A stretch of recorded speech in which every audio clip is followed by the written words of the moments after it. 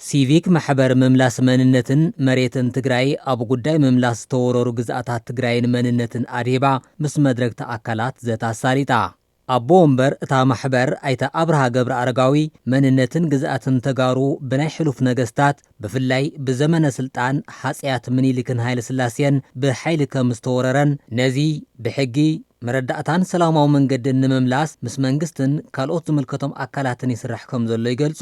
በዚ ብዝያዳ ትኩሳት ተላዒልዎ ዘሎ ደቡባዊ ምዕራብን ደቡባዊ ትግራይናን ከም ዘብዚ የመላኺትና ዘለና ኣብ ካልኦትን ዘለው ነባራት ከባብታት ትግራይና ንምርቋሕ እዩ።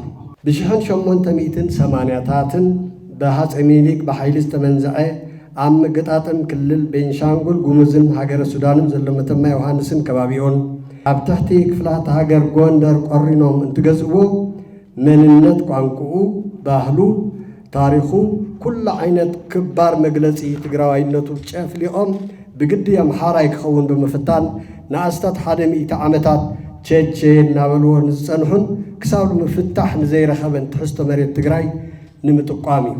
ዓጽመ ታሪኽ በዝብል ርእሲ ኣብ መንነት ተጋሩ መሰረት ዝገበረ መጽናዕታዊ ጽሑፍ ዘቕረበ ደራስን ጋዜጠኛን ካሕሳይ ኣብርሃን ኣብ ፈተናታት እታ ማሕበርን መፍትሕታትን ኣድሂቦም ጽሑፍ ዘቕረቡ ኣይተለገሰ ብርሃን ግዛኣታት ትግራይ ኮነ ተባሂሉ ኣስማቶም ክቕየርን ክውረርን ከም ዝተገበረን እዚ ብሕጋዊ መንገዲ ንምምላስ ሚድያታት ምሁራትን ካልኦት ዝምልከቶም ኣካላትን ክሰርሑሉ ይግባእ ይብሉ።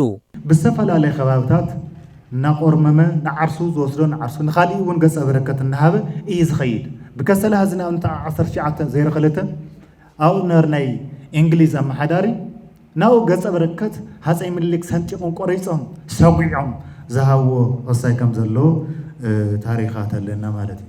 ንሕና ኩሉ ግዜ ተጋሩ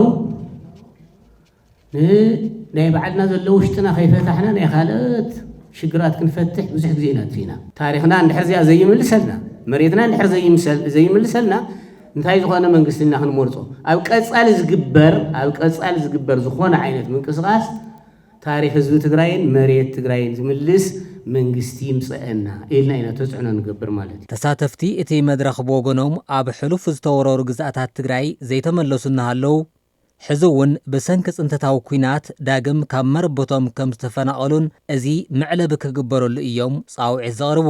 ታሪኩ ዝተፈለጠ ህዝብን ሃገርን እዩ። ኣብዚ ሕዚ እዋን ድንሄ ኩነታታት ግን ትብለቕለቕለቕ ኢሉ ቦታና ንምምላስ ህዝብና ናብ ቦትኡ ንምምላስ ተጣናኺርና ብሓደ ኮይንና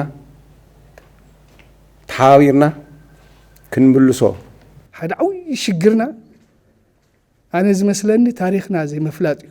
ኩላይ ተጎዲእና ዘለና ኣነ እዚ ክለዓል ከሎ ነብዕ እየ ምሳኩታት የተፈለየ እየ